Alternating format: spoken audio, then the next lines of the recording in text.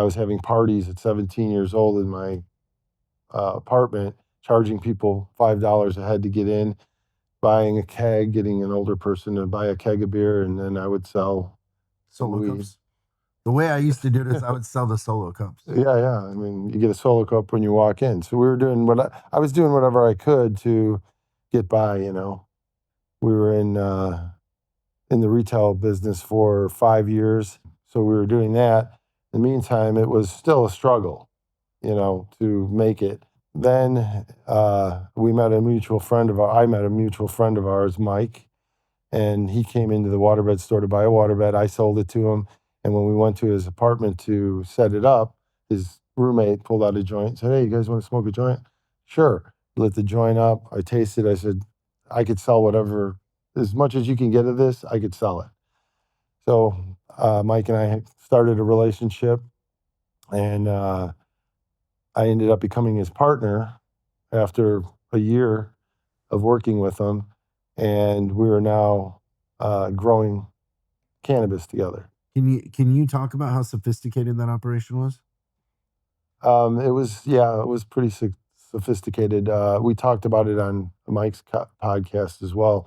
We were doing counter surveillance on the police. We had police scanners, antennas on the roof with voice activated tape recorders, and getting license plates on them, following them, knowing everything that they were doing, So, yeah, it was pretty sophisticated, but the DEA got involved at one point, and they were after Mike. They only knew Mike's name through an informant that used to be a partner, and so Mike had to take off. So when Mike took off, Was the informant undercover, or did they get flipped? he got busted And then flipped. Yeah, he wasn't an informant, or he wasn't undercover, no. And he didn't know my last name, and he didn't know our other partner Dwayne's last name. So they knew Mike. They knew where Mike lived. So Mike had to take off. He went to California. I continued to grow. I grew on the black market for 23 years, including the 6 years with Mike. That was pretty much my life. I became, after Mike left, I became the boss. And during all this, did you close the waterbed? Yes. One of the guys that worked for us, Larry, got busted selling weed, and they followed him from the waterbed store. And the people that we had the lease with said, "Hey, you can't sell illegal drugs out of the store, so we're going to shut you down."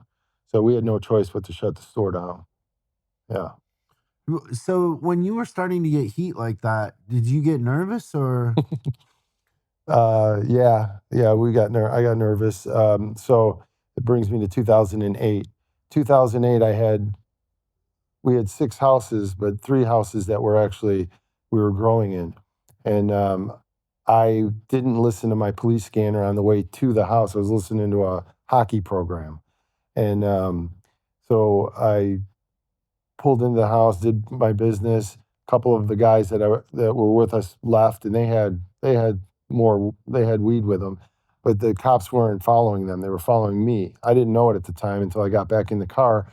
I started driving down the driveway, and I turned the scanner on when I left, and I heard the excursions going down the driveway. And I said, "Oh God, please let it be someone else." And I turned left, and he said, "You just turned left." I said, "Oh God." So they were following me in an airplane. So I'm driving I didn't know what to do. We're in a rural area, a lot of farmland and stuff. And I was panicking. I had, I think, 4 ounces of weed with me and a little over $6,000. Did you ditch the weed? So, so I'm being followed by an airplane. I figured out the airplane thing because I heard it above me. And so I rolled the window down. I heard the airplane, and I'm like, okay, I got to get rid of this. Yeah. And I'm thinking that they're closing in on cars. They're going to be coming to get me. And so I drove down this driveway, and I had the $6,000 in a white garbage bag. And I drove down the driveway, and I threw it out the window into a bush. And I heard on the scanner, "He just threw something in the bush." And I went, "Oh God," So then I drive up towards the house. This was a really long driveway. I drove up towards the house, and there was a tree, and I got underneath the tree, and I'm like, okay, they can't see me now.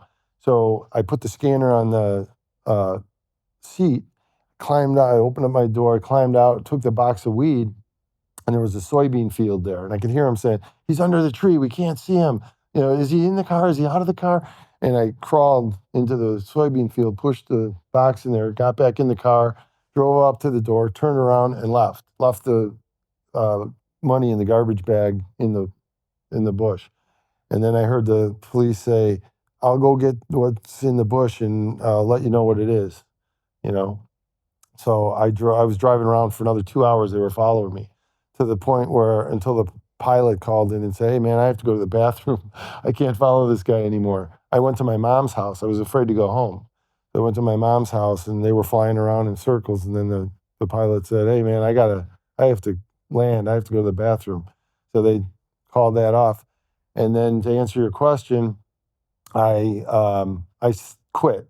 Yes, I was nervous and I said, I'm done. I can't do this anymore.